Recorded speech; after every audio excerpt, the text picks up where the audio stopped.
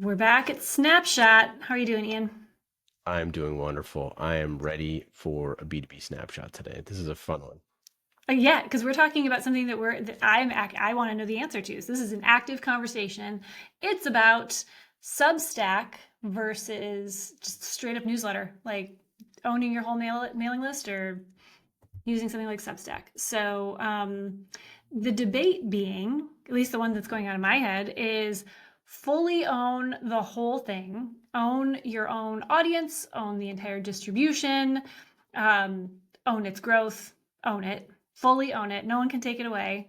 Versus tap into the distribution benefits, the increased visibility of Substack, knowing that it's not going to be fully and completely owned by you.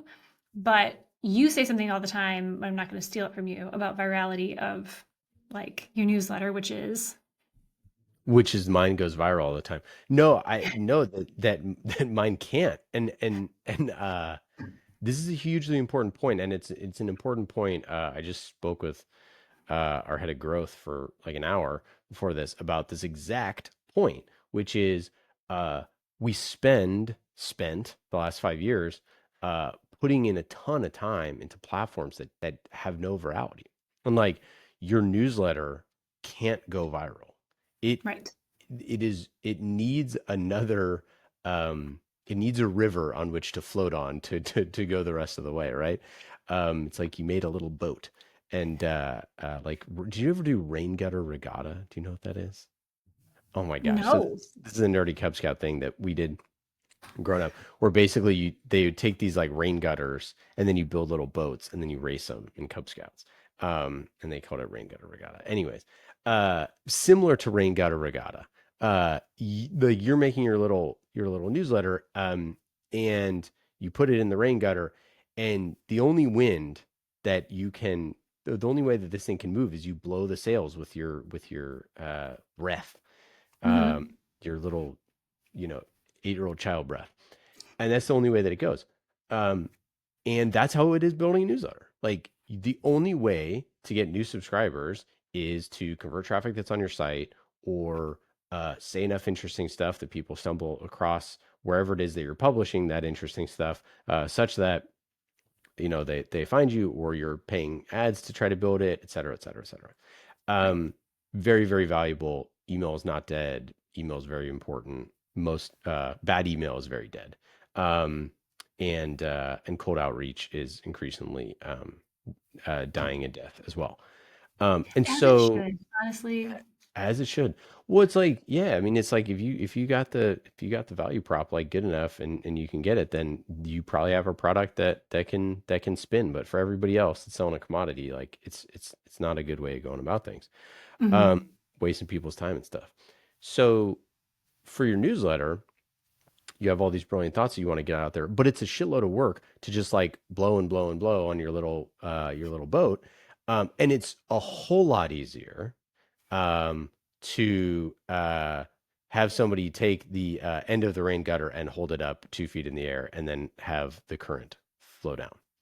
Yeah. Um, the difference is, in this scenario, the person who holds up the rain gutter and the rain gutter itself are not yours.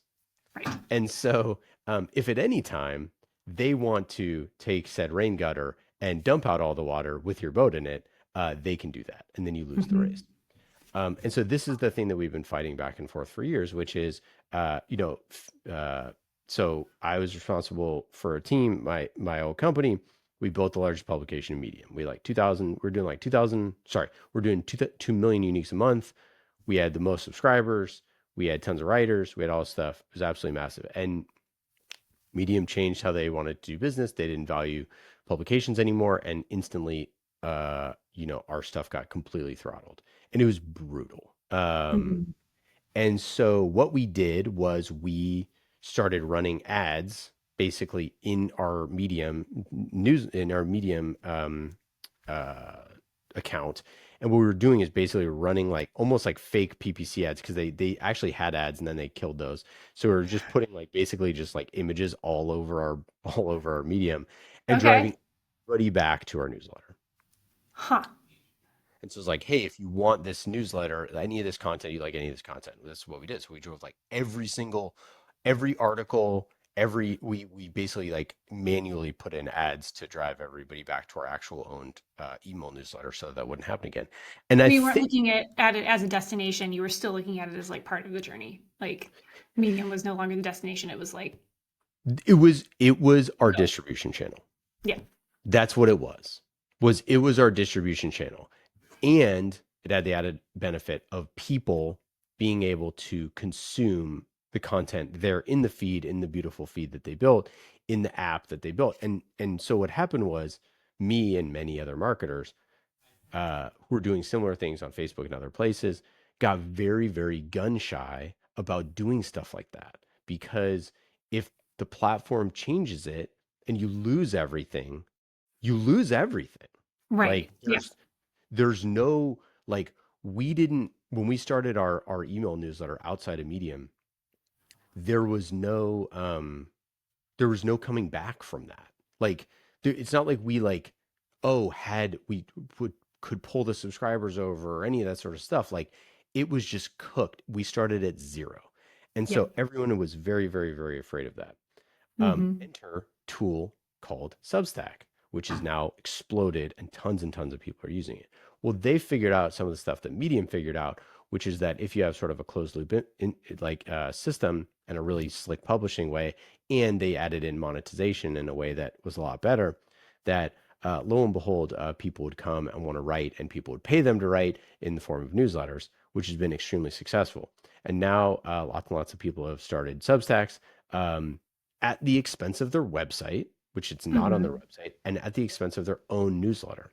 And so here we sit in this situation where you say, do you build on rented land or do you not? And what is the best way to do that?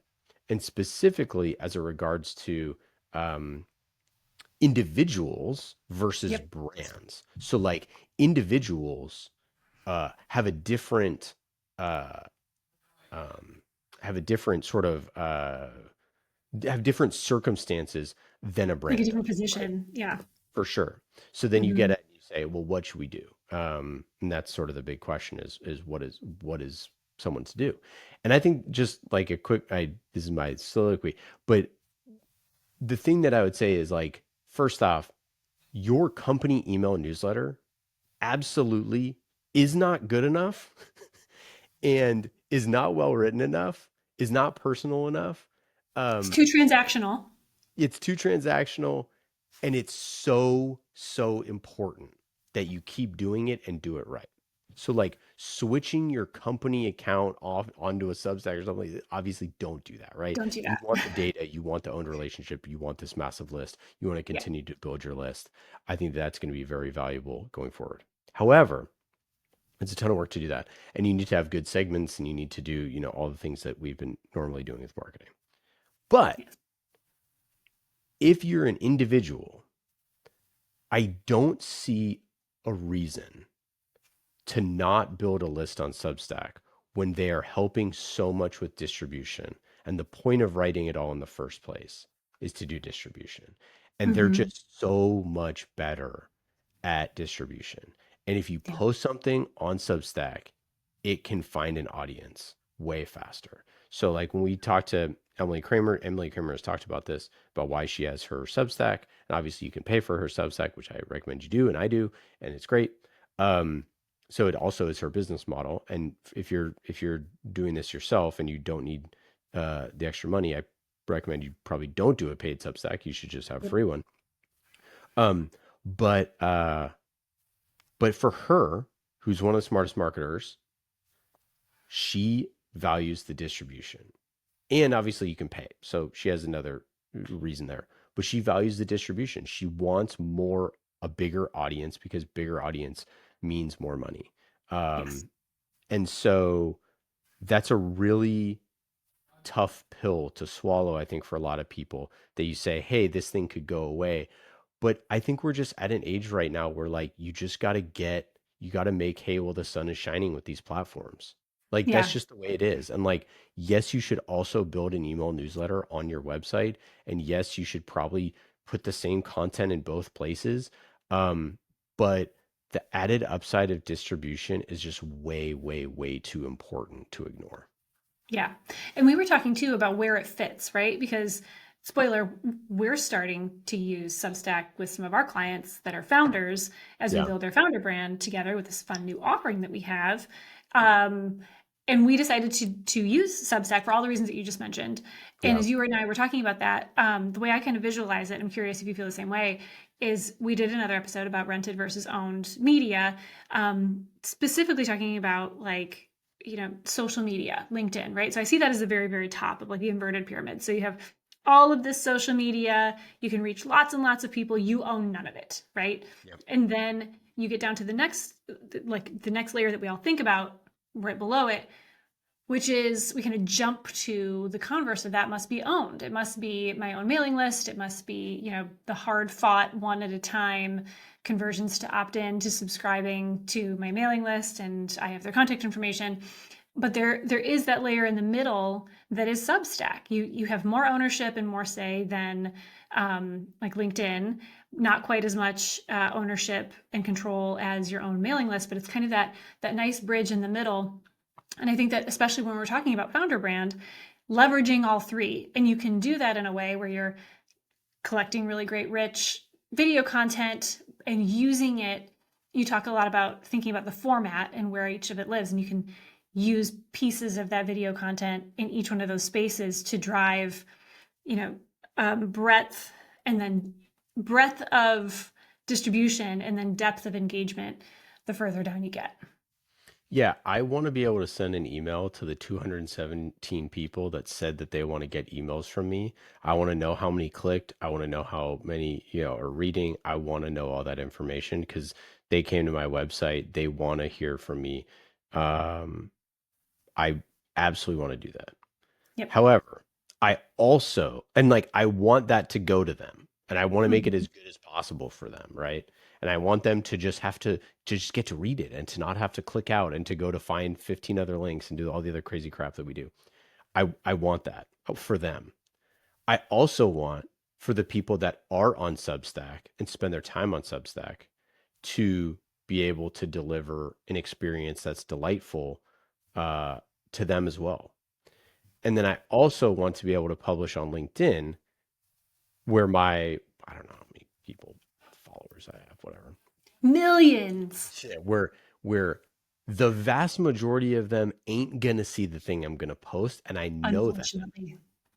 But the Yeah. game there is to make something that hopefully is good enough that lots and lots of people see, and it's built into this equation. So Right. if you walk the dog there, you're like 217 people who I know. I don't know why I picked that number. Um, our newsletter is way bigger than that. Uh, You meant 217,000, yeah, right? right. Thousand. That's right. Um, I, I, it's great to have that level of control for that group of people. For this other people who have opted into having a brokered relationship with us via Substack, um, and then um, I want to be able to deliver it, to them, in which I know that they'll more or less probably get it. And also, there's going to be hopefully, some recommendations and other things. And Substack's a little weird with the way they do certain things that I probably would not do if I were a business, but they do, um, and that's their right.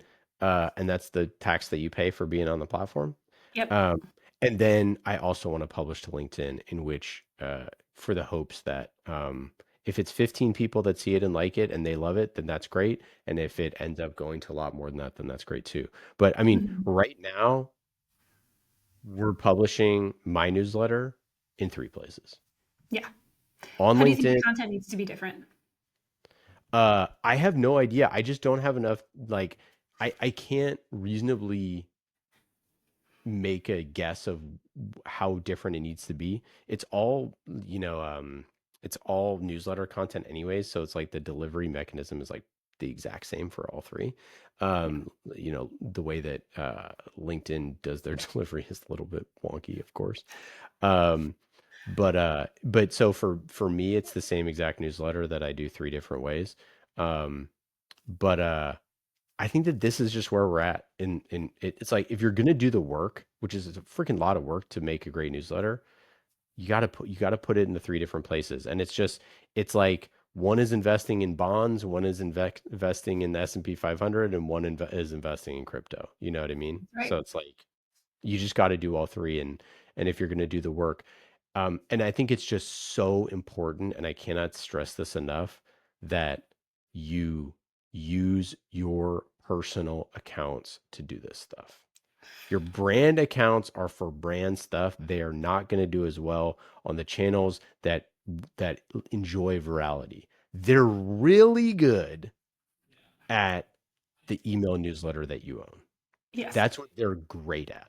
So, Mm-hmm. as I said before, focus on making that newsletter better, because that is a relationship that is like ironclad, right? You're a customer or a prospect or whatever, like you're in the newsletter, everyone understands that whole relationship. Make that really, really good. Make your webinars good, make your, your videos good, all that sort of stuff. Like always put your best foot forward there. Don't spam and oversell and do those other things. But that is a relationship that everybody agrees with. Whereas like on Substack, keep that for individual people on your accounts, thought leadership, and hopefully the distribution advantages there can get you to a bigger audience. There it is. All right. Do you have any moves to make? We're like right on the wall, right at time for this snapshot. We're right at like the edge of the snapshot. But what moves? Yeah. What I moves? have a move to make. Make your newsletter shorter. Take Mm. take it and cut it in half. It is too long. Your paragraphs are too long. Uh, I'm even talking to you, Lindsay. This is your own therapy. Your newsletter is too long. My Make it short. my newsletter is very long. It's very long. Yeah. Um, and the reason why I'm saying like not that like long isn't good, or that there's room for depth or any of that sort of stuff, but generally speaking, there's stuff to cut out, and when in doubt, cut it out. All right. I feel personally attacked and very seen. So I'm gonna go edit my newsletter before it sends a little later today. Um, and in the meantime, yeah, there we have it. So it's not so much Substack versus newsletter. It's both. It's got to be. It's got to be both. Unfortunately, it's the name of the game now. You got to do both. Got to do both. All right. Well, with that, that is this week's B2B snapshot, and we'll see you in the next one. Later.